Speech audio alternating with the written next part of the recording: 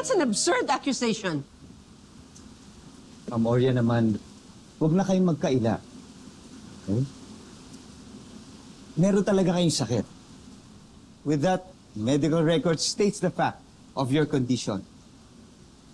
Again, I'm sorry to say, it's an Alzheimer's disease.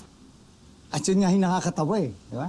Obvious na you took advantage of her para makuha mo at magawa mo yung mga gusto mong gawin. Well, nakuha mo, and that's your wealth, ma'am. Hindi totoo yan. Wala akong kinukuha kay Lola. Kung ano man meron ako ngayon, kusa niyang binigay yun. Ano binigay niya? Panahon na binigay niya? Yung panahon na meron siyang sakit. Naiintindihan mo ba yung sinasabi ko? O tanga ka lang talaga? Hindi to basta-basta sakit, Ina. It's an Alzheimer's disease, para maintindihan mo. Pero alam mo talaga eh. Sinadya mo talaga eh. Kasi yun talaga yung tinaon mo na nakakalimot si Ma'am Oria at nalilito. Para ano? Para magawa mo yung mga gusto mo gawin. Para mapatupad mo yung mangyayaring gusto mo dito sa kumpanyang to.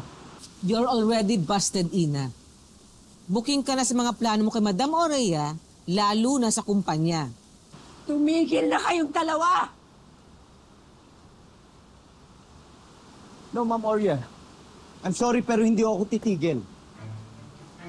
In fact, I'm doing you a favor. Nililigtas ko lang kayo dyan sa katabi niyong oportunistang babae na yan. Everyone, inuulit ko hindi na valid yung deed of donation na ginawa ni Ma'am Oria na ipinagkaloob niya sa taong to. At wala na rin visa ang pagiging CEO niya dito sa De La Costa Food Court.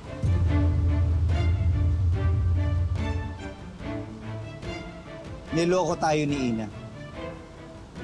Lalong-lalo na si Ma'am Oria. Hindi totoo yan. Mama, is it true? You have Alzheimer's? Oh, come on, Mom. You don't need to ask. Kita-kita naman dito eh. Na ginamit ni Ina yung sitwasyon ni Lola for her own interest. Kapal din naman talaga ng mukha mo, Ina, no? You're a scam! At nag-level up ka pa. Mali nga iniisip nyo. Kung meron magnanakaw dito, hindi ako yon. Si Attorney Charlie yon. Just shut up, Ina!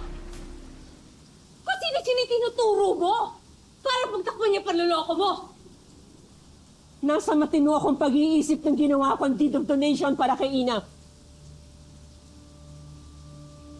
Kayo ang manloloko. Kayo ang may masamang intensyon sa akin. Lalo na ikaw, Charlie. Ang kapal ng mukha mo. Sorry, Ma'am Oria, wag ho kayong magalit sa akin. I'm just telling the truth. Ikaw ang manloloko. Let me explain. Huwag mong ibahin ang usapan. I'm just telling the truth. At talagang masakit mang tanggapin, pinaikot ho kayo ni Ina niya. Tumigil ka pa.